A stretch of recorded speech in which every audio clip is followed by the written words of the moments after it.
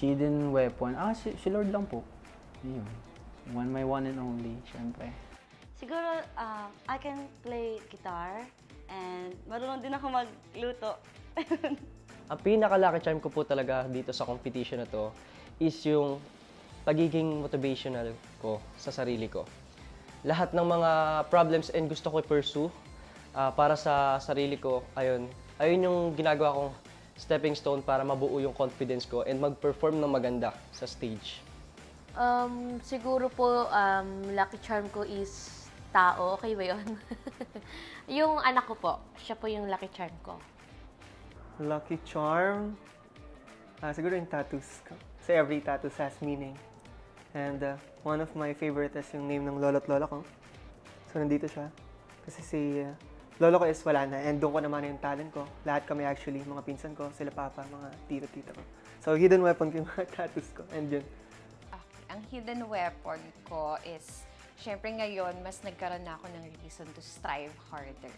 Since nandyan na ang aking baby boy na si Inigo, feeling ko kasi siya talaga yung lucky charm ko. And isang rule ko lang talaga siguro, kasi kung may lucky charm, meron din akong malas charm. So ang ginagawa ko ngayon, never to wear the color blue. Kasi feeling ko, every time nagbo-blue ako, may malas talagang dumadating sa akin, so it's a no-no.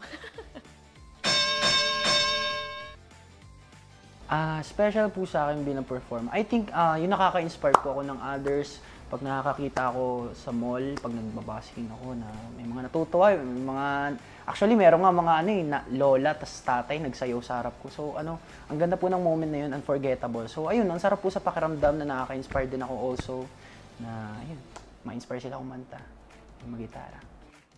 Siguro yung hidden weapon ko sa pag-perform ay yung mga followers and supporters, syempre family ko. Dahil nagpe-perform naman ako para sa kanila. Ang pinaka-something special po sa akin bilang performer is yung pagiging competitive ko po. Lalo na kapag sobrang pressure ng mga laban and yung tipong napipressure ako and hindi ko na masyado na-handle yung mga nangyayari. Katulad na lang ng mga songs na na-receive namin or naaaral namin. Ayun, mas lalo kong inaaral or pinipressure yung sarili ko sa mga bagay-bagay.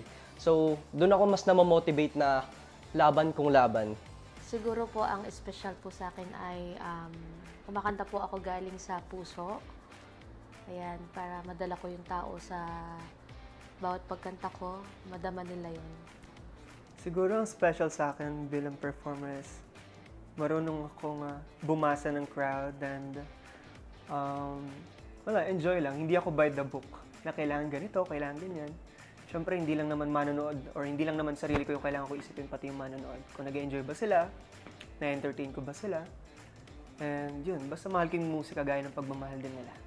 Okay, something special po sa akin bilang performer is, pag nagpe-perform ako, hindi lang po kasi ako basta kumakanta.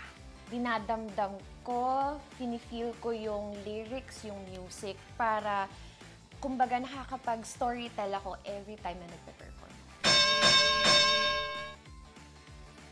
Siguro po para po sa akin, gusto kong puksain si Sky Bryant kasi galing niya mag-perform. Pag yung tipo magpe-perform na siya, na napanood ko nga yung mga video niya sa TikTok, ang galing niya po. Ayun po, kasi sobrang na-challenge po ako pag napapanood ko po siya sa TikTok mag-perform, especially sa live. Ang galing niya mag-perform sa mga tao, yung audience impact niya, yung charisma niya, yung stage presence niya. Lakas talaga, kaya para sa akin, lugi. Si Sky na lang. Kasi masyado siyang magaling. Kailangan niyang puksain. Ang gusto ko pong puksain dito since, ayun, kahit lil bro ko siya, na tipong parehas kami ng genre sa pagkanta, ayan, walang iba kundi si Mel. Si Melrick. Sorry, Melrick. Siguro po, dahil sa parang yung kanta niya po is parang lang, chill lang, ganyan. Yes, ganun. Para walang favoritism. Lahat sila. Chares.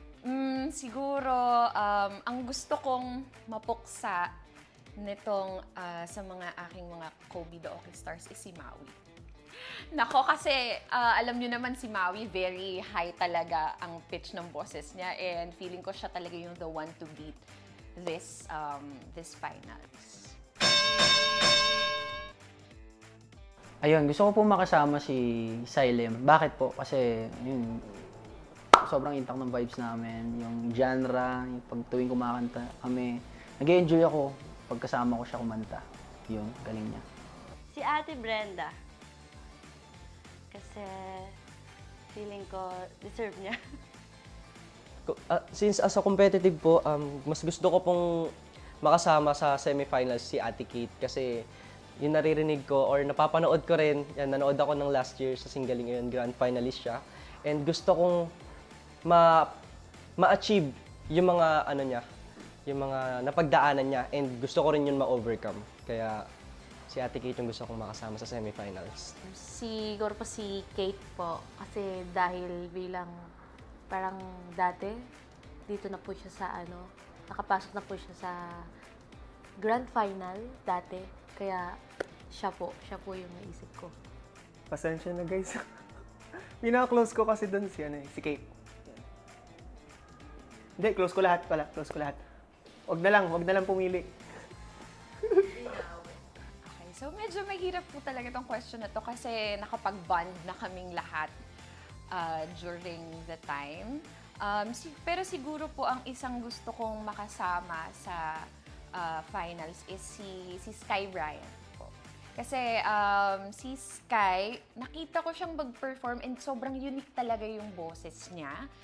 Hindi niya binibigay yung same vibe na parang ordinary singer. May kakaiba po talaga sa kanya. And also, naging close na rin kami throughout the entire journey dito sa Singgaling.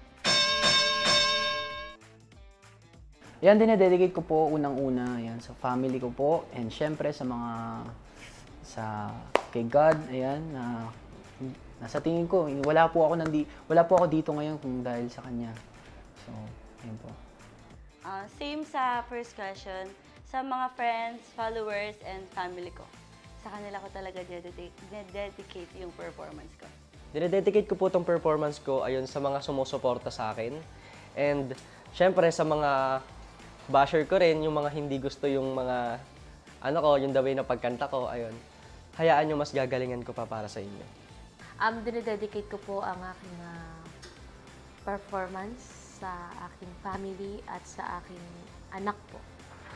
Para po sa kanila. Sa family ko. And especially sa kapatid ko. Kasi para sa kanya naman yung gusto kong mangyari. Yung dreams ko, kasama lagi yung kapatid kong babae. Ayun, syempre po dinededicate ko yung performance ko sa number one po talaga sa anak ko na si Inigo. Naging witness na rin siya sa Singgaling journey ko ever since from last season, nasa tummy ko na siya hanggang ngayon. And also, syempre po sa family ko na talaga yung sobrang-sobra yung suporta nila sa akin. Kasi during that time na sinasabi po sa akin na gusto ko po bang bumalik sa Singgaling, I had doubts. So, sabi ko, sila po yung nag-encourage sa akin na try mo lang ulit, wala namang mawawala. So, and ito na nga po ngayon, paunti-unti na naman ako nakakapasok and tignan na po natin kung saan ako dadalhin dito sa journey ko na ito ngayon. I think deserving po ako makasama sa Team Galing kasi mas ipapamalas ko pa po yung aking talento and mas mahahasa po siya and para makapagpasaya na rin ng mga manonood sa TV5 ng mga Pilipino and ma-inspire yung iba as yung sinabi ko kanina. And ayun po, mag-inspire. Deserve ako makasama sa Team Galing dahil pinaghirapan ko to and gagawin ko talaga yung best ko para mapasaya yung mga followers, family, and friends ko na nanonood at sumusuporta sa akin. Siguro deserving ko pong makapasok sa Team Galing since mas marami pa po akong ready i-explore and ipakita sa inyo na something new na performance. Kaya mas hihigitan ko pa yung performance ko ngayon or yung magiging performance ko ngayon kapag nakapasok ako sa Team Galing. Deserve ko pong makapasok sa Team Galing dahil alam ko magaling ako at binibigay ko yung best ko sa bawat pagkanta ko. Yun lang. deserving. Lahat naman kasi deserving eh. Lahat naman kami ginagalingan namin. And siguro, syempre ako to. Kaya deserving ako. And alam ko sa sarili kong ginagawa ko yung best ko and yung lahat. But at the same time, ready naman ako sa pwede mangyari. Manalo, matalo, still it's part of the show. It's part of growing as a person and as a performer. Pakiramdam ko po deserving ako sa Team Galing dahil every time po na nagpe-perform ako, talagang dinadam ako at binibigay ko ang best ko sa pag-perform. And also, hindi ko napakakawalan itong second chance na binigay sa akin ng Singaling. Hello mga kaawit bahay, ako nga po pala si Melrick Vergara and abangan niyo po ako sa Pachinko Mall Showdown ngayong May 31, 2025 sa Vista Mall Taguig. Hello mga kaawit bahay, ako si Kasumi Morita at abangan nyo ako sa Pachinko Mall Showdown ngayong May 31, 2025 sa Vista Mall Taguig.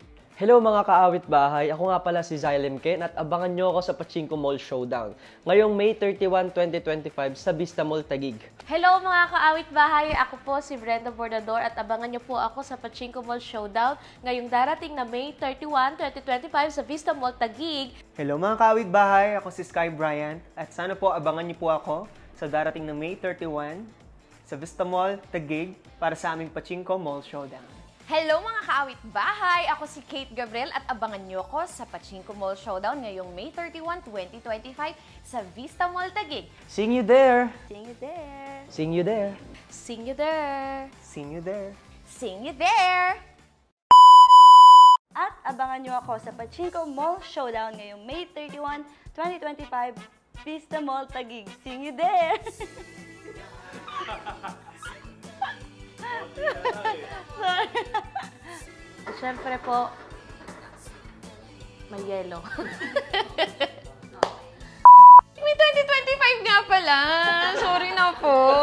Nabati po kasi yung kanina eh. Larat-larat.